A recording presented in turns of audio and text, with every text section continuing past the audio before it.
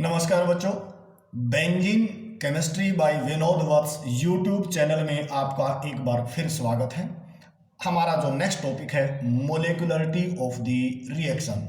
Molecularity of reaction का मतलब होता है बेटा, जब किसी भी रिएक्शन के दौरान एक पर्टिकुलर टाइम पीरियड में कितने एटम, कितने मोलेक्यूल्स या कितने जो आयन हैं एक दूसरे के साथ साइमल्टेनियसली कोलाइड करके केमिकल चेंज में यानी कि प्रोडक्ट में बदल रहे हों, तो number of reacting species that are colliding simultaneously and to undergo a chemical change is called a molecularity of a reaction.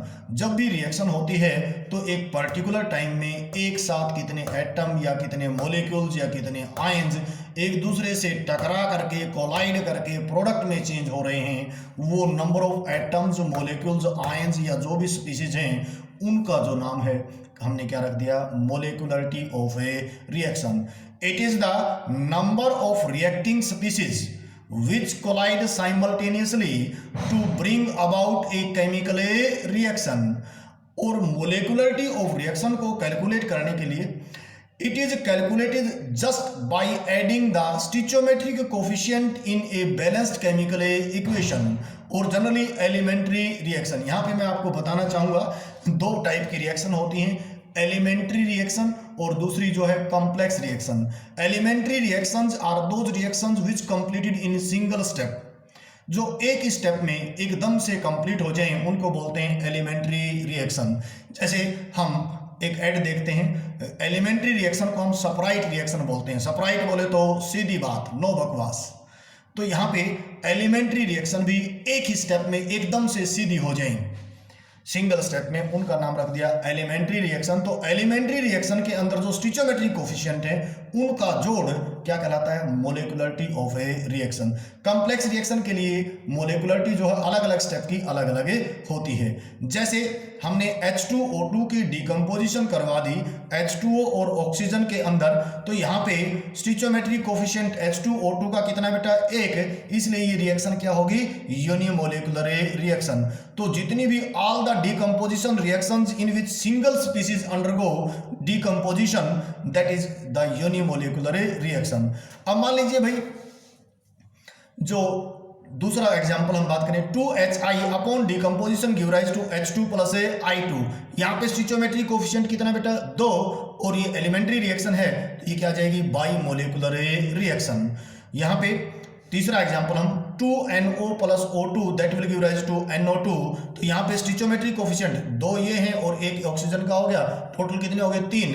तो बैलेंस स्टिचोमेट्रिक कोफिशिएंट का जोड़ 3 आ गया, तो ये क्या होगी, ट्राई मोलेकुलर रिएक्शन। तो सिंपल शब्दों में हम ये कह सकते हैं कि भाई किसी भी एलिमेंट्री रिएक्शन के अंदर जो स्टिचोमेट्रिक कोफिशिएंट है उनका जोड़ क्या कहलाएगा, molecularity of a reaction. Molecularity of reaction never be in fraction, ये फ्रैक्शन में नहीं हो सकती, नेवर बी जीरो, ये कभी भी जीरो नहीं हो सकती है। In case of complex reaction, अब दूसरी रिएक्शन थी हमारे पास कॉम्प्लेक्स रिएक्शन, ऐसी रिएक्शन जो एक से ज्यादा स्टेप में कंप्लीट होती हों उनको क्या बोलते हैं, कॉम्प्लेक्स रिएक्शंस। तो उनके लिए अलग अलग स्टेप की मोलेकुलरिटी क्या होती है, अलग अलग होती है।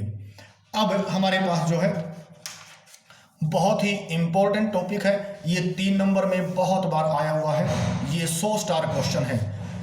What is difference between molecularity of reaction and a order of a reaction. तो पहले डेफिनेशन देते हैं दोनों की। सबसे पहले molecularity of a reaction definition, it is the number of species colliding simultaneously in a elementary reaction to undergo a chemical change. किसी भी एलिमेंट्री रिएक्शन के अंदर कितनी एटम, मोलेक्यूल्स या आयंस जो साइमल्टेनियसली कोलाइड करके प्रोडक्ट में चेंज हो रहे हैं, उन नंबर ऑफ स्पीसीज की कुल संख्या जो है क्या कहलाएगी, molecularity of a reaction. Order of reaction, it is the sum of powers in rate law equation. Rate law equation के अंदर या रेट इक्वेशन के अंदर जो पावर हैं उनका जोड़ क्या कहलाएगा भाई, ऑर्डर ऑफ ए रिएक्शंस। दूसरा जो डिफरेंस है, molecularity is determined just by adding the stoichiometry coefficient in a balanced chemical equation. एक बैलेंस्ड केमिकल इक्वेशन के अंदर जो एलिमेंट्री रिएक्शन है उनके अंदर जो स्टिचोमेट्री कोफिशिएंट है उनका जोड़ करने से हमें क्या मिल जाती है, molecularity of a reaction. Order of reaction is determined experimentally. यहाँ पे जो रेट इक्वेशन है उसमें अल्फा और बीटा की जो वैल्यू है वो एक्सपेरिमेंट से हम डिटरमाइन कर सकते हैं, वैसे नहीं बता सकते हैं। तीसरा जो डिफरेंस है, जो मोलिकुलरिटी ऑफ रिएक्शन यानी कि it is applicable only for elementary reactions. Complex reaction के लिए अलग अलग स्टेप की अलग अलग हो सकती है, तो ये जो एलिमेंट्री रिएक्शन होती है उसी के लिए वैलिड होती है, एप्लीकेबल होती है। लेकिन जो ऑर्डर ऑफ रिएक्शन है that is applicable for elementary reaction as well as a complex reaction. तो एक रिएक्शन के लिए ऑर्डर ऑफ रिएक्शन जो है फिक्स रहता है। इट नेवर बी जीरो, जो मोलिकुलरिटी है वो कभी भी जीरो नहीं हो सकती, और नेवर बी फ्रैक्शनल, और ना ही ये फ्रैक्शन में हो सकती है। लेकिन जो ऑर्डर ऑफ रिएक्शन है वो जीरो भी हो सकता है, वो फ्रैक्शनल भी हो सकता है, होल नंबर भी हो सकता है। इसलिए जो ऑर्डर ऑफ रिएक्शन है दैट में बी जीरो, फ्रैक्शनल और होल नंबर। ये बड़ा इंपॉर्टेंट टॉपिक है, इसको याद करके लिखना चाहिए, बड़ा इंपॉर्टेंट है, आपको 3 नंबर दे सकता है। तो इसी के साथ आज का हमारा टॉपिक कंप्लीट हुआ। तो मेरी एक बार फिर से रिक्वेस्ट है, आप सभी जो हैं आपके अपने YouTube channel Benzene Chemistry by Vinod Vats को लाइक करें, सब्सक्राइब करें और अपने दोस्तों में शेयर करें, ताकि हम ज़्यादा से ज़्यादा बच्चों तक +1 +2 की केमिस्ट्री पहुंचा सकें। धन्यवाद।